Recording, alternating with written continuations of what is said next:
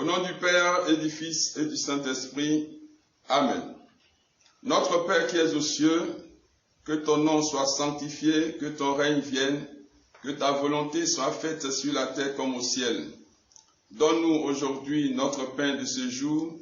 Pardonne-nous nos offenses comme nous pardonnons aussi à ceux qui nous ont offensés et ne nous laisse pas entrer en tentation, mais délivre-nous du mal. Car c'est à toi qu'appartient le règne, la puissance et la gloire pour les siècles des siècles. Amen. Je vous salue Marie, pleine de grâce. Le Seigneur est avec vous, vous êtes bénie en toutes les femmes et Jésus, le fruit de vos entrailles, est béni. Sainte Marie, Mère de Dieu, priez pour nous pauvres pécheurs, maintenant et à l'heure de notre mort. Amen. Gloire au Père, au Fils et au Saint-Esprit, comme il était au commencement, maintenant et toujours. Dans les siècles des siècles, quelqu'un peut dire Amen. Amen. Tu peux taper 3 fois même Amen. Nous croyons que la Vierge Marie est avec nous pour nous aider depuis le commencement. Elle est toujours avec nous. Elle nous soutient, elle nous obtient des grâces. Et un jour, j'aurai le privilège de vous parler de cette femme que beaucoup ne connaissent pas et qui disent beaucoup de choses. Bon, peu importe. Nous avons dit qu'ici, ce qui nous intéresse, c'est de partager Jésus-Christ et la vie de Jésus. Quelle que soit notre religion, nous sommes unis, nous sommes un en Christ. Nous sommes un en Christ. Nous partageons cette foi de Jésus. Et donc, nous sommes tous appelés, quels que soient les bords de nos religions, nous sommes tous appelés à étendre le règne de Jésus-Christ. C'est ça qui est essentiel. Donc, soyez bénis au nom du Père, du Fils et du Saint-Esprit. Alors, pour ce jour, le thème, comme je l'ai dit tout à l'heure, nous voulons nous étendre sur ce bout de phrase ou bien ce verset de Matthieu 6, 9 à 10. Que ton règne vienne. Seigneur, que ton règne vienne. Voilà, nous allons parler du règne de Dieu. Et je vais m'appuyer dans cette version de français courant, Matthieu 6, je lis seulement les versets 9 à 10. J'espère que tu es là. Voilà. Tu es là et écoute la parole. Voici comment vous devrez prier. C'est Jésus qui enseignait la parole de Dieu. La prière du Notre Père. Jésus enseigne la prière, comment prier. Et donc, ce que nous appelons le Pater, le Notre Père, dans cette version qui est vraiment chose français courant. Voilà. Notre Père qui est dans les cieux, que chacun reconnaisse que tu es le Dieu saint, que ton règne vienne, que chacun sur la terre fasse ta volonté comme elle est faite dans le ciel. Voilà les versets qui vont nous intéresser, le 9 et le 10. Je suis que ton nom soit sanctifié, que ton règne vienne, que ta volonté soit faite sur la terre comme au ciel. Donc nous retenons que ton règne vienne. Le règne. Que le royaume de Dieu s'étende jusqu'à nous. C'est de ça qu'il s'agit, qu'il est question aujourd'hui. Alors déjà, je voudrais dire à quelqu'un que le fait que tu sois un chrétien, le fait que tu aies donné ta vie à Christ, ce que nous appelons le combat spirituel, ce que l'Église appelle combat spirituel, et donc le combat qui nous engage, oui, contre les puissances des ténèbres, ce combat n'est pas une option pour toi. Le combat spirituel n'est pas une option, c'est une obligation pour tout chrétien, c'est une obligation pour toute l'Église. Dieu appelle toute l'Église à s'engager résolument dans ce combat spirituel. Que tu veuilles ou pas, dès lors que tu as donné ta vie à Christ, tu es coopté pour le combat spirituel. Toutes les fois qu'une âme est gagnée à Jésus-Christ, le règne de Dieu sur la terre s'étend. Voilà. Toutes les fois qu'il y a des conversions, des gens reviennent à Jésus-Christ, cela signifie que le règne de Dieu s'élargit. Toutes les fois que des chrétiens rétrogradent, abandonnent le Christ, cela veut dire que le royaume de Dieu se rétrécit. Or, Dieu nous a appelés dans ce combat pour étendre son règne. Et c'est ce qu'il dit en Matthieu 28, dans l'appel qu'il a lancé à ses apôtres et donc à nous tous. Matthieu 28, verset 18 et suivant dit ceci: Jésus s'approcha et leur dit: tout pouvoir m'a été donné dans le ciel et sur la terre. Au verset 19, il dit: allez donc auprès des gens de toutes les nations et faites d'eux mes disciples. Ensuite, baptisez-les au nom du Père et du Fils et du Saint-Esprit et enseignez-leur à pratiquer tout ce que je vous ai commandé. Et sachez-le, je vais être avec vous tous les jours jusqu'à la fin du monde. Voici la mission, le grand mandat que Dieu a donné à l'Église. Aller annoncer et faire de toutes les nations des disciples, ce n'est pas une mince affaire, ce n'est pas un amusement. Pourquoi? Parce que en 1 Jean 5, verset 19, la Bible dit, ou si vous voulez, le Saint-Esprit dit par la bouche, le monde entier est sous le pouvoir du diable. C'est dans ce monde-là nous sommes. Le Seigneur reconnaît que le monde entier est sous le pouvoir du diable. Et c'est dans cela que Christ est venu. Le diable n'a pas pu arrêter le Christ. Christ est venu allumer le feu du royaume de Dieu. Et nous, les disciples, nous avons reçu mandat d'étendre, d'allumer ce feu, de continuer d'allumer ce feu tout autour de nous pour que les gens reviennent à Dieu, pour que les ténèbres disparaissent et que nos vies soient à Dieu. Voici la mission. La vie chrétienne, ce n'est pas une vie d'aisance. Je suis chrétien, je suis assis chez moi, je ne dérange personne. Je ne dérange pas les démons. Je ne dérange pas les mauvais esprits. Je vais vivre tranquille. Tu ne peux pas vivre tranquille.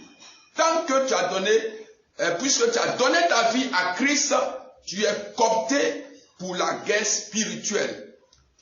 La guerre spirituelle, c'est-à-dire la guerre contre les démons qui dominent, oui, nos cités, nos familles, nos vies. Vous voyez, j'ai l'habitude de donner mon témoignage et je suis à l'aise dans ce combat, dans cette lutte, dans cette guerre spirituelle contre les démons. Tu peux être chrétien. Tu peux être chrétien, tu penses que tout va bien, mais fais très très attention. Voilà. Il y a parfois des démons qui sont tapis dans l'ombre dans ta vie. Tu ne les déranges pas, alors ils te laissent tranquille. Puisque tu leur, oui, la plupart du temps, ils ont ta vie en main. Il y a lieu de se réveiller, frères et sœurs. Mes chers amis, que vous soyez catholiques, que vous soyez baptistes, que vous soyez évangéliques, peu importe, toi qui crois en Jésus, il est temps de se réveiller. Ce n'est pas le temps de combattre les religions, de nous combattre les uns les autres. Non, le combat est orienté vers les puissances des ténèbres. Paul l'a dit en Éphésiens 6, verset 12. Nous n'avons pas à combattre l'homme, l'être humain, mais nous combattons les puissances, les autorités, oui, du monde des ténèbres. Voici l'ennemi. Pour faire quoi? Pour étendre, pour que les gens se convertissent à Jésus.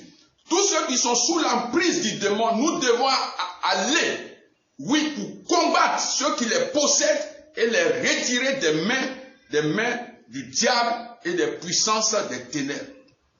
Vous savez, vous qui faites le sport, une équipe qui passe tout son temps à défendre, finit par encaisser. Il faut jouer pour remporter la victoire. Il faut jouer, il faut attaquer. Il faut affronter les situations, oui, qui s'opposent à notre bonheur. C'est normal. Jésus a déjà préparé le terrain pour nous. Et nous savons que sans combat, tu ne peux pas obtenir les promesses que Dieu t'a faites. Sans combat, ce n'est pas possible. Si tu refuses le combat spirituel, tu ne peux pas posséder ton héritage en Jésus-Christ. La preuve en est, si vous voulez, lisez le livre de Josué. Dieu a promis à Abraham et à sa descendance qu'il leur donnerait la terre de Canaan. Mais au jour où ils sont arrivés, il y avait des gens qui étaient dans ce territoire-là. Alors il a fallu combattre. Il a fallu combattre. Jésus, le Seigneur disait comme ça à Josué, tu vois Jéricho, je te livre Jéricho et son roi. Mais tu as besoin de combattre. Pendant 6 jours, tu vas faire le tour. Vous allez faire le tour. Le 7e jour, voici ce que vous devez faire. C'est dans le combat qu'ils ont pu récupérer la terre de Jéricho. Tout le livre de Josué nous montre que c'est bien. Dieu nous a fait des promesses, mais personne ne peut récupérer ces promesses sans combat. Le combat est inévitable. Dans cette nouvelle alliance, c'est ce que nous devons faire. Nous avons l'habitude, vous comprenez, nous avons l'habitude de vivre paisiblement sans déranger quelqu'un. Hein? Voilà. Et nous-mêmes, moi-même, c'est ce que je faisais jusqu'au jour où un démon s'est manifesté dans ma vie, un mauvais esprit dangereux s'est manifesté dans ma vie pour me dire ceci, je ne te laisserai pas, ils ont parlé au pluriel parce qu'ils étaient nombreux, nous ne te laisserons pas aller adorer Jésus-Christ. Vous comprenez? Pourtant, je suis chrétien, je suis engagé dans l'église. Je suis maître de cœur, je fais tout ce que, à mon sens. Mais le jour où j'entendis ça, oui, par la voix d'un esprit, il dit, waouh, qu'est-ce qui se passe? Nous ne te laisserons pas aller adorer Jésus-Christ. Ça m'a rappelé en même temps ce que Pharaon a dit à Moïse et à Aaron. Voilà, parce que Moïse et Aaron disaient, laisse le peuple de Dieu aller adorer. Pharaon dit, il ne peut pas laisser le peuple aller adorer. Donc, on peut être à l'église, on peut faire l'œuvre de Dieu, on peut servir, voilà. Mais être encore sous l'emprise du démon. Alors, il est nécessaire de laisser le Seigneur purifier notre corps, notre vie, pour que, à la fin, nous puissions adorer le Seigneur sans crainte et en toute joie. C'est ce que la Bible dit d'ailleurs en Luc chapitre 1. Regardez ce qui est écrit. Voilà, je lis. En effet, Dieu a fait serment à Abraham, notre ancêtre, de nous libérer du pouvoir des ennemis et de nous permettre ainsi de le servir sans peur, pour que nous soyons saints et justes devant lui tous les jours de notre vie. De nous libérer du pouvoir des ennemis. Il parle à son peuple. Il ne parle pas des païens, il parle à son peuple. Donc avant que nous ne venions en Christ, il y avait certains esprits qui régnaient sur nos familles. Quand nous avons accepté Jésus, le Seigneur nous a envoyé son esprit en nous. Et donc notre esprit ayant reçu ou étant connecté au Saint-Esprit a le pouvoir maintenant de se confronter aux mauvais esprits et de les dégager au nom de Jésus-Christ. Il ne faut pas refuser ce combat. Et c'est ce que nous sommes en train de faire depuis quelque temps. Je veux t'encourager, bien-aimé, il y aura un temps de repos pour toi. Il y aura, après tous ces combats, ton âme sera en paix, ta vie sera en paix, oui, ta maison sera en paix, mais pour l'heure, engage le combat, n'aie pas peur. Je te lis un Josué chapitre 21 pour te réconforter. Ce n'est pas un combat le vin que tu mènes, c'est un combat pour le salut de ta famille, de ta vie, oui, de ta maison. Il y a lieu de vraiment t'engager. Regarde ce que la Bible dit, en Josué 21, versets 43 à 45. Le Seigneur donna aux Israélites tout le pays qu'il avait promis à leurs ancêtres. Ils l'occupèrent et s'y installèrent. Le Seigneur leur assura la paix sur toutes les frontières, comme il avait aussi promis à leurs ancêtres. Il leur accorda la victoire sur tous leurs ennemis. Aucun d'entre eux ne pouvait leur résister. Ainsi, toutes les promesses que le Seigneur avait faites au peuple d'Israël se réalisèrent. Pas une seule ne resta sans effet. Mais ce repos est venu après quoi? Après que le peuple ait combattu. Après que le peuple ait combattu. Tu dois combattre, voilà, le combat spirituel aussi, ce n'est pas seulement crier, mais il faut prier avec autorité en t'appuyant sur les promesses de Dieu, sur la parole de Dieu. Voilà. Il faut repérer les paroles qui vont avec une telle situation et donc proclamer ta libération, la libération de ta famille, de ta maison, et Dieu est avec toi. Il dit, voici, je suis avec toi tous les jours. Donc, bien aimé, c'est vrai, peut-être tu n'aimes pas les prières violentes, mais nous n'avons pas le choix. Nous n'avons pas le choix, ça c'est pour un temps. Et quand Dieu enverra son repos, alors tu pourras dormir et adorer, rentrer dans un temps d'adoration, de contemplation de notre Dieu. Oh Seigneur, merci infiniment. Merci pour ta grâce. Je sais que Christ nous a déjà donné la victoire et nous devons apporter notre contribution en nous engageant, oui, corps, âme et esprit, oui, dans ce combat. Je voudrais vous donner une confidence.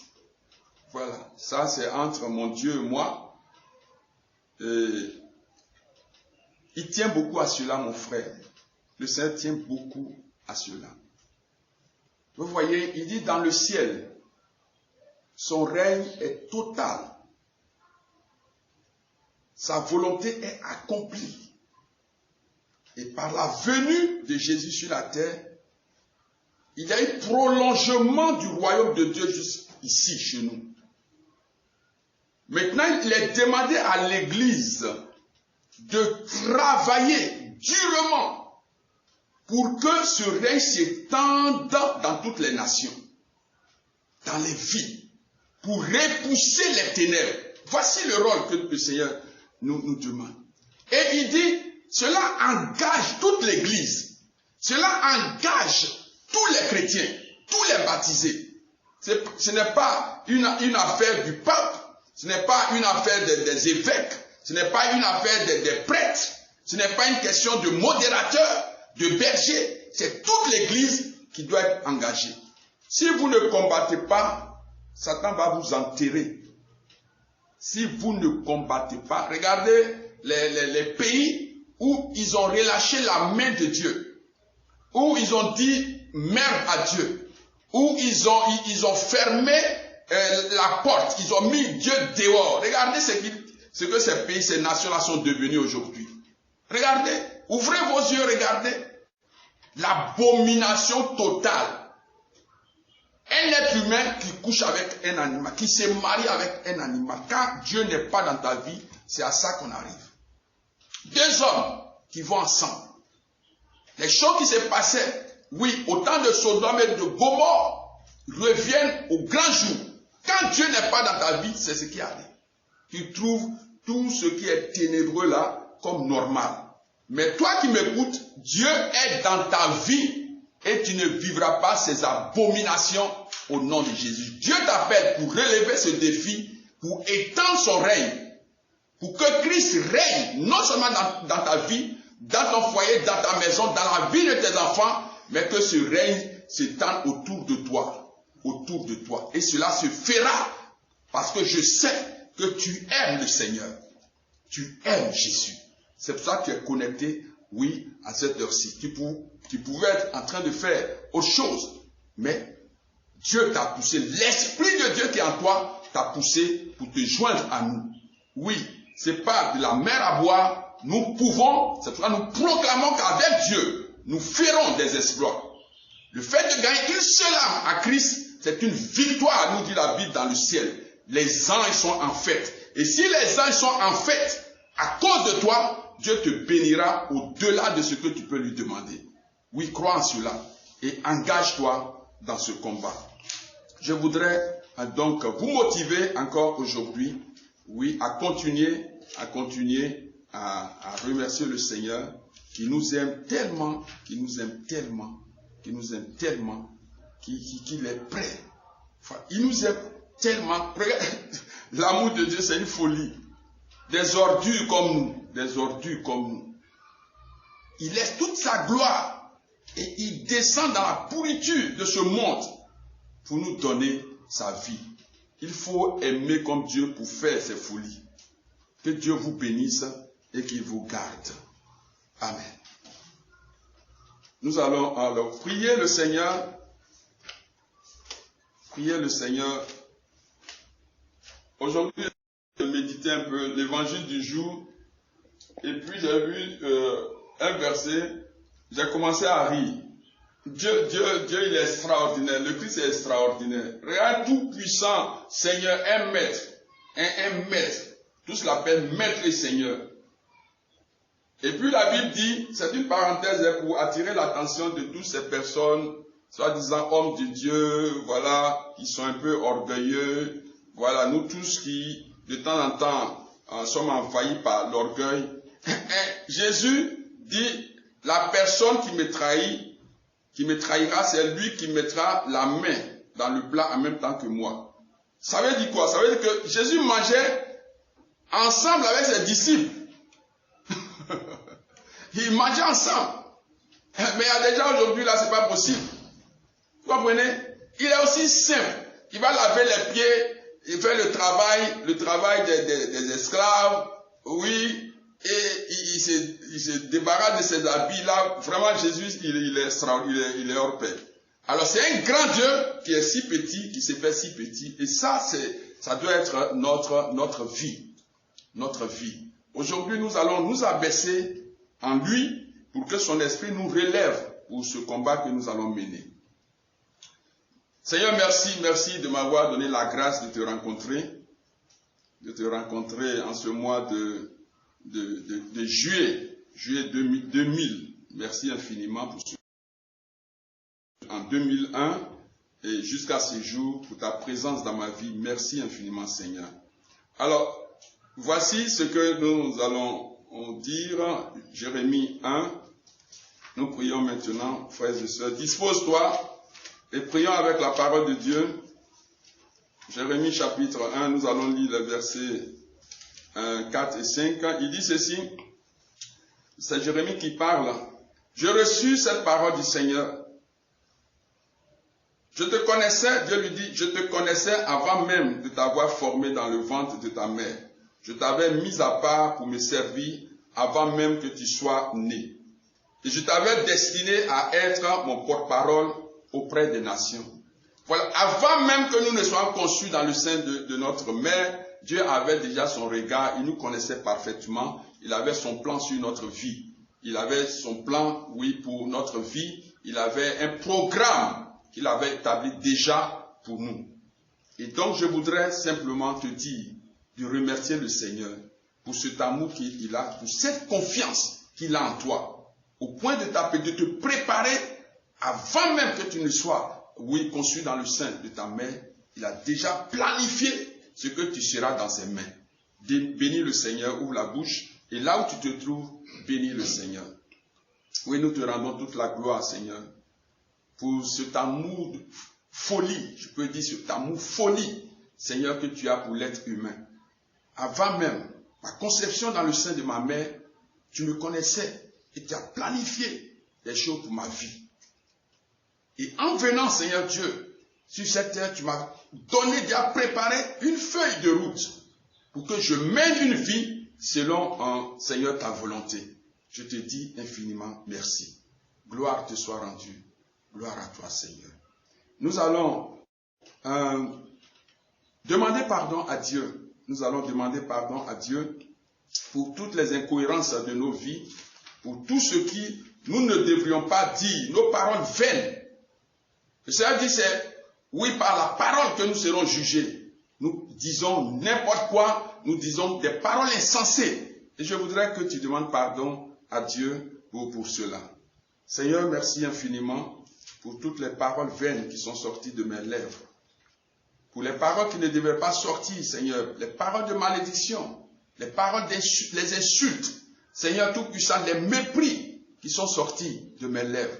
Je te demande pardon aussi, Seigneur Tout-Puissant, pour toutes les actions que je devrais faire et que je n'ai pas pu faire.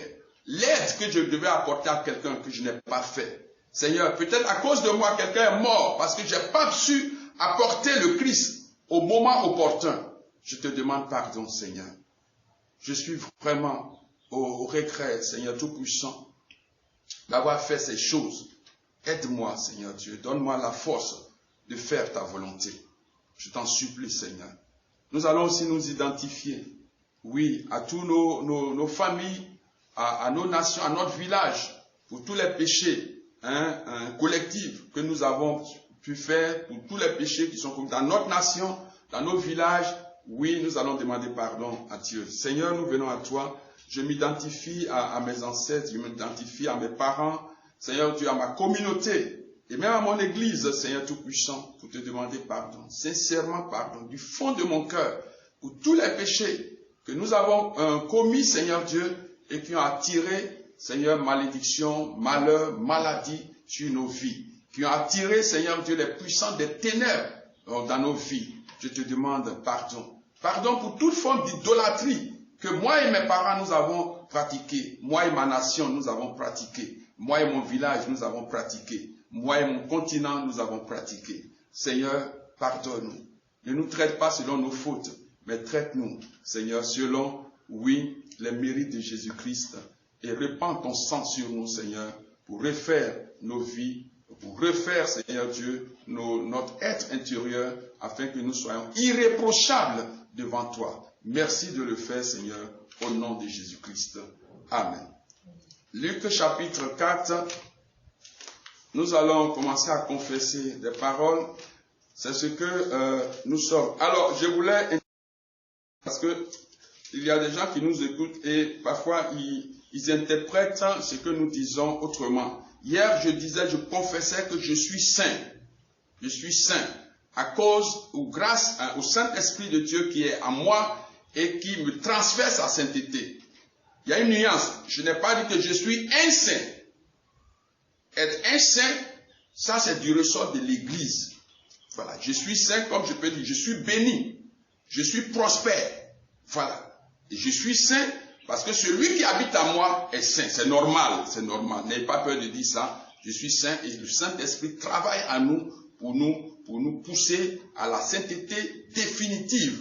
Voilà, donc n'aie pas peur. Comme tu dis, je suis prospère, je suis béni, n'aie pas peur de dire je suis saint. Mais il ne faut pas dire je suis un saint. Voilà. Voilà, tu n'es pas saint Jean-Paul II, tu n'es pas saint ceci, c'est ça. Mais nous sommes, voilà, saints à cause du Saint-Esprit qui habite en nous. C'est l'équivoque pour ce jour. Alors, Luc 4, verset 18, il dit, l'Esprit du Seigneur est sur moi, il m'a consacré pour apporter la bonne nouvelle aux pauvres. Il m'a envoyé pour proclamer la délivrance aux prisonniers et le don de la vue aux aveugles, pour libérer les opprimés, pour annoncer, le verset 19, le Seigneur manifestera sa faveur. C'est un texte du prophète Isaïe que Jésus s'est approprié. Voilà, il s'est approprié cette parole et il a œuvré pour accomplir, voilà, ce que Isaïe a dit. Alors tu vas confesser ces paroles après moi, tu vas répéter après moi. Si vous pouvez enregistrer, vous pouvez les enregistrer et puis prier avec les soirs. Seigneur mon Dieu, je confesse au nom de Jésus que je suis le choix de Dieu pour la délivrance spirituelle de ma famille, de ma maison, de mes enfants, de ma nation. Je suis le choix de Dieu. Répète après moi, je suis le choix de Dieu. Je suis le choix de Dieu pour ma génération. Waouh! Je t'entends pas dire, je suis le choix de Dieu pour ma génération. Je suis le choix de Dieu pour déraciner et renverser, pour détruire et démolir les puissants des ténèbres et leurs œuvres au nom de Jésus-Christ. Je suis le choix de Dieu. Je suis le choix de Dieu pour reconstruire et replanter, pour rebâtir ce que le diable a détruit dans ma vie, dans la vie de ma maison, dans la vie de mes enfants, dans la vie de ma famille, au nom glorieux de Jésus-Christ. Je suis le choix de Dieu.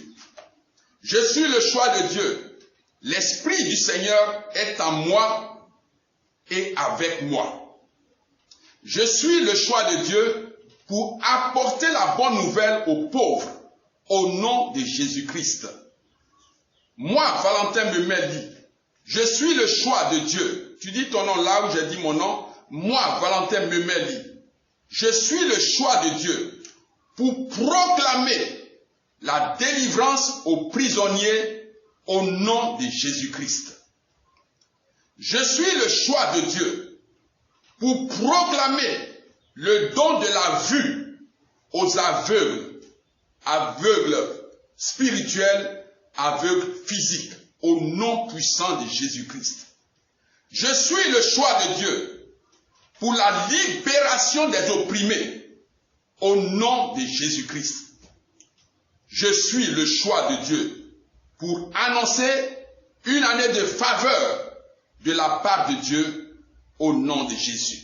Je suis le choix de Dieu pour te dire, toi qui m'écoutes, que Dieu te bénira, que la grâce de Dieu sera sur toi, que le succès en Dieu sera sur toi, t'accompagnera partout où tu iras. Je suis le choix de Dieu pour t'annoncer en ce matin que si hier tu as connu des échecs, tu as pleuré, tu t'es lamenté, le temps est venu. Aujourd'hui, je t'annonce cette bonne nouvelle que Dieu reconstruit ta vie au nom puissant de Jésus. Je suis le choix de Dieu pour te dire que Dieu te relève. Je suis le choix de Dieu pour t'annoncer que les puissants des ténèbres ne continueront plus à régner dans ta vie. Je suis le choix de Dieu. Et toi aussi, tu es le choix de Dieu pour transmettre cette bonne nouvelle pour ma libération, ma délivrance, pour la délivrance de ma famille, de mes enfants, de tous ceux qui sont sous ma responsabilité. Gloire te soit rendue, Seigneur. Et maintenant,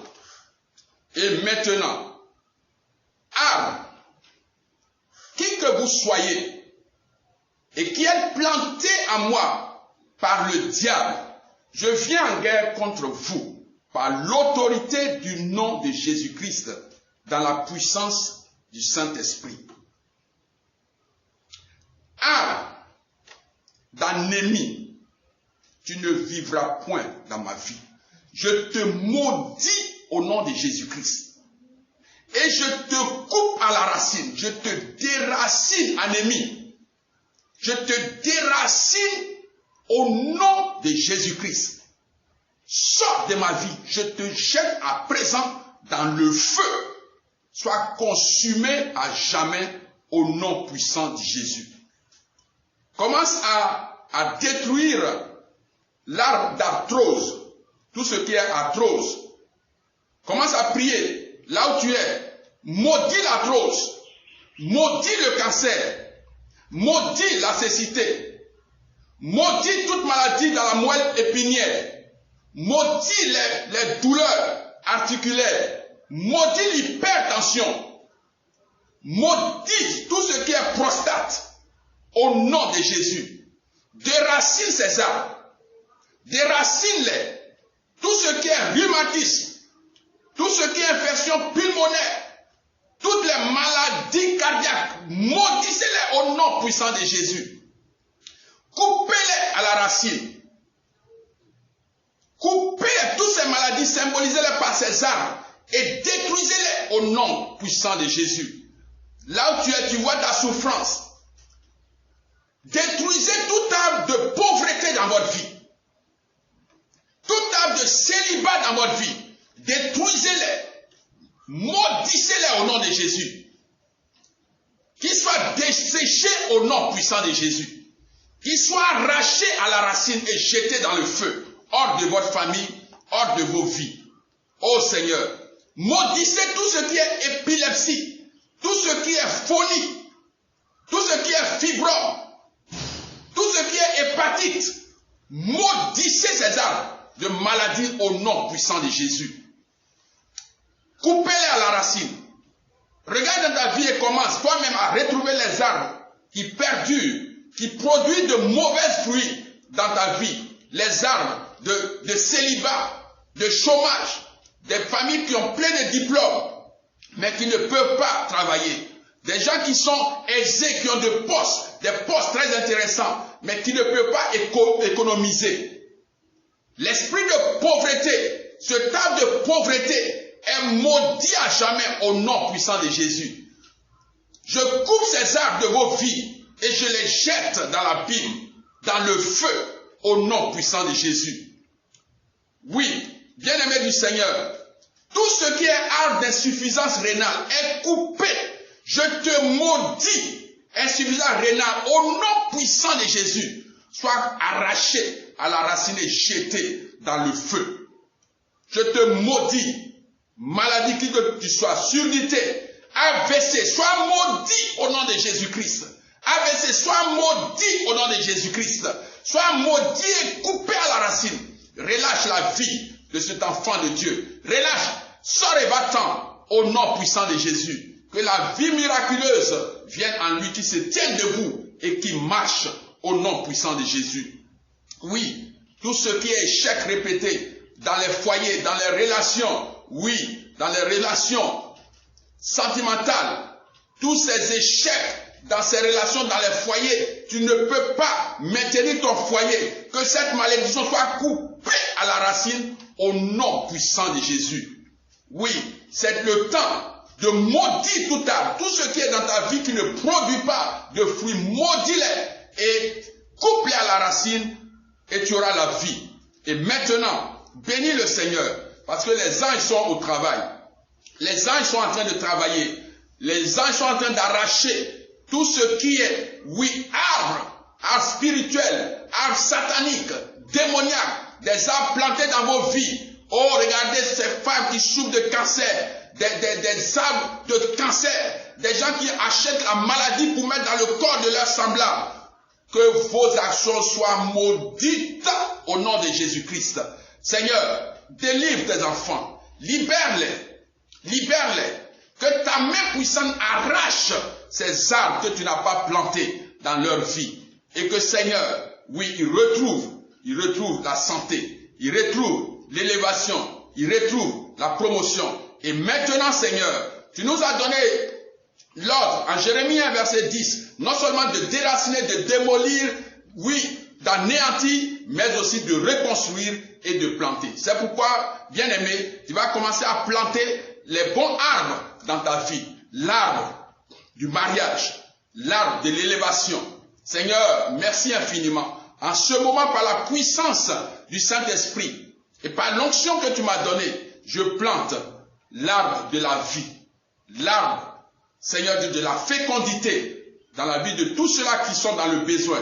L'arbre de la bonne santé, Seigneur Dieu, dans la vie de tes enfants. Je plante, Éternel Dieu, en ce moment, par la puissance du Saint-Esprit. Commence toi-même à planter ces arbres. Les arbres que tu veux voir Dieu manifester dans ta vie.